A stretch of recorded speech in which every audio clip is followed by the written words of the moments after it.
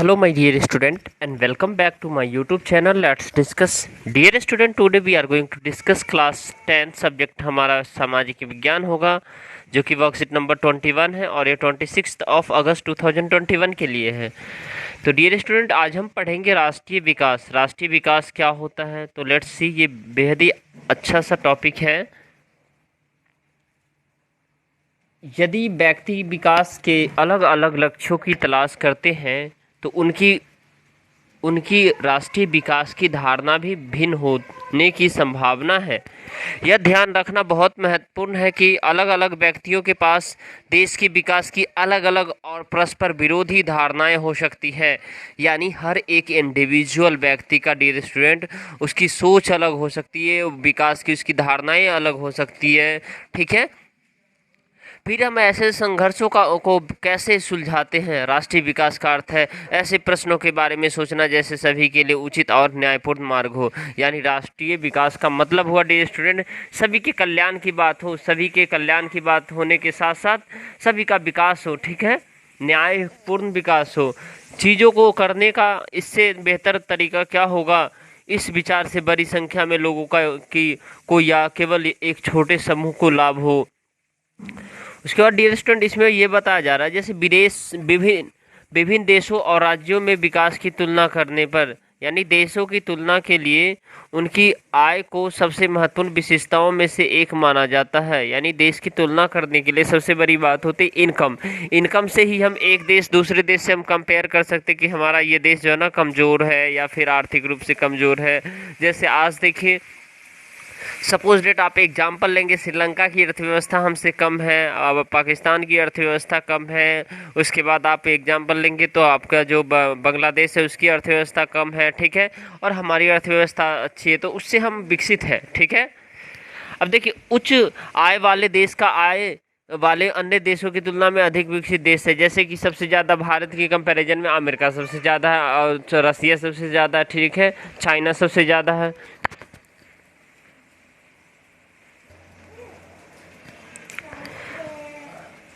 जो देश की कुल आय को उसकी कुल जनसंख्या से विभाजित करने पर प्राप्त होता है। औसत आय को प्रति व्यक्ति आय भी कहते हैं। यानी औसत आय जो डियर स्टूडेंट होता है वो प्रति व्यक्ति आय भी कहलाता है। और विश्व बैंक द्वारा लाई गई विश्व की विकास रिपोर्ट में इस मापदंड का उपयोग देखने देशों को वर्गीकृत करने में किया गया है। यानी 2012 में प्रति व्यक्ति आय 12,616 अमेरिकी डॉलर और उसकी अधिक की प्रति व्यक्ति आय वाले देश अमीर देश कहलाते हैं। यानी 12,616 डॉलर से के अलावा जो आय उससे अधिक भी होगे तो वो सब क्या कहलाएगा, भी अमीर देश कहलाएगा। ठीक है। जिनकी प्रति व्यक्ति आय 1,035 अमेरिकी डॉलर है या उससे कम है, उन्हें कम आय वाले देश कहा जाता है।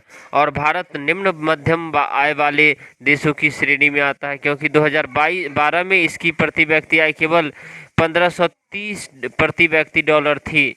ठीक है। जब हम किसी राष्ट्र या क्षेत्र के बारे में सोचते हैं तो हमें औसत आय या प्रति व्यक्ति आय के अलावा अन्य समान रूप से महत्वपूर्ण विशेषताओं के बारे में भी हमें सोचना चाहिए, क्योंकि ये गुण क्या हो सकते हैं। ये माध्यमिक स्तर पर शिशु मृत्यु दर यानी साक्षरता दर, शुद्ध उपस्थिति अनुपात हो सकते हैं।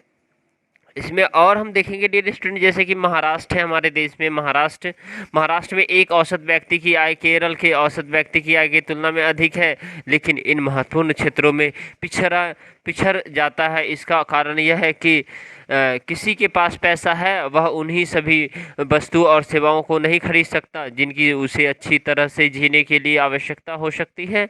इसीलिए आय अपने आप में भौतिक वस्तुओं और सेवाओं को पूरी तरह से पर्याप्त संकेत नहीं है जो नागरिक उपयोग करने में सक्षम है। उदाहरण के लिए, आम तौर पर पैसा प्रदूषण मुक्त वातावरण, मिलावट रहित दवाएं, संक्रमण रोगों के से सुरक्षा नहीं खरीद सकता है। एग्जैक्टली। और चीज़ों में भी आपस में जुड़ी हुई है। केरल में शिशु मृत्यु दर कम है क्योंकि इसमें बुनियादी स्वास्थ्य और शैक्षणिक सुविधाओं का पर्याप्त प्रावधान है। यानी केरल में पढ़े लिखे लोग 97% है और उससे भी अधिक है, सबसे ज़्यादा केरल में ही है। और वहाँ हेल्थ सुविधाएं, हेल्थ फैसिलिटीज़ अच्छी है, हॉस्पिटल अच्छे अच्छे हैं वहाँ, ठीक है। इसी तरह ऐसे राज्यों को भी के लोगों का स्वास्थ्य और पोषण स्तर बेहतर होगा जहां सार्वजनिक वितरण प्रणाली अच्छी तरह से काम करती है। अब हमें डियर स्टूडेंट ये याद रखना है, जो शिशु मृत्यु दर या IMR कहते हैं, ठीक है, उस विशेष वर्ष में पैदा हुए 100 जीवित बच्चे के अनुपात के रूप में 1 वर्ष की आयु में पहले मरने वाले बच्चों की संख्या को इंगित करता है, ठीक है। यानी जो है ना, शिशु मृत्यु दर क्या होता है, यानी उस विशेष वर्ष में, यानी 1 साल में 100 जीवित बच्चों में से, ठीक है, और 1 साल में मरने वालों बच्चों की संख्या को दर्शाता है। जैसे सपोज डेट ये देखिए, 1 साल में अगर जो है ना, 1 साल में हम यहाँ पे बता रहे हैं, अगर 50 बच्चे पैदा लिया, ठीक है, और मरा 10 बच्चे पैदा, ठीक है, तो उसके बाद इसको 100 से मल्टीप्लाई कर दीजिए तो टोटल कितना हो जाएगा, मतलब वही है जो ये अनुपात हो जाता है इसको जब निकालेंगे तो, ठीक है। अब उसके बाद कहते हैं साक्षरता दर 7 वर्ष या उससे अधिक आयु वर्ग में साक्षर जनसंख्या के अनुपात को मापते हैं। और शुद्ध उपस्थिति अनुपात 14 और 15 वर्ष के आयु वर्ग के बच्चों की कुल संख्या जो समान आयु वर्ग के बच्चों की कुल संख्या के प्रतिशत के रूप में स्कूल जाते हैं, ठीक है। अब डियर स्टूडेंट, इसमें बेहद ही 4 आसान से प्रश्न पूछे गए। पहला प्रश्न है,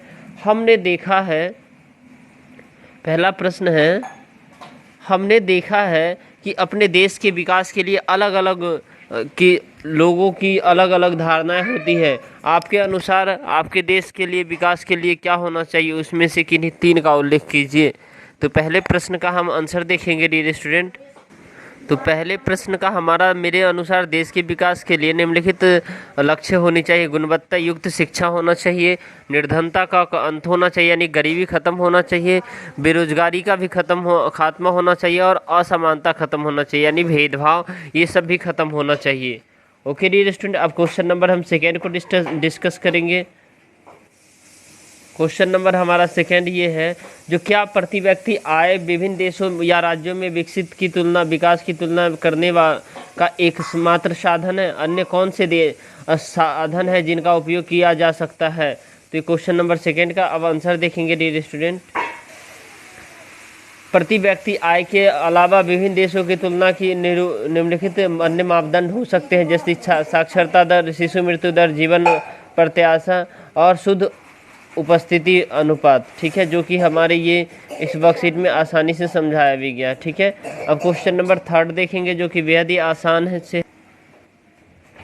आपके अनुसार ऐसी कौन सी चीज़ें हैं जो रुपया विशेष रूप से उस स्थान पर नहीं खरीद सकते हैं जहां आप रहते हैं? ये चीज़ें विकास के लिए कैसे जरूरी है, ठीक है। तो क्वेश्चन नंबर थर्ड का हम शुद्ध वातावरण, संक्रामक रोग मुक्त वातावरण, मिलावट रहित दवाई या खाद्य पदार्थ या सिर्फ पैसे से नहीं खरीद सकते।